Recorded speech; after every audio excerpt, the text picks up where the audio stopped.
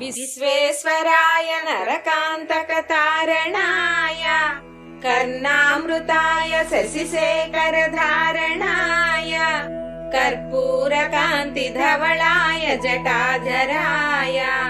दारिद्र्यदुःखदहनाय नमः शिवाय दारिद्र्यदुःखदहनाय नमः शिवाय गौरीप्रियाय रजनीशकलाधराय कालान्तकाय भुजगाधिपकङ्कणाय गंगाधराय गजराज विमर्दनाय दारिद्र्यदुःखदहनाय नमः शिवाय दारिद्र्यदुःखदहनाय नमः शिवाय भक्तप्रियाय भवरोगभयापहाय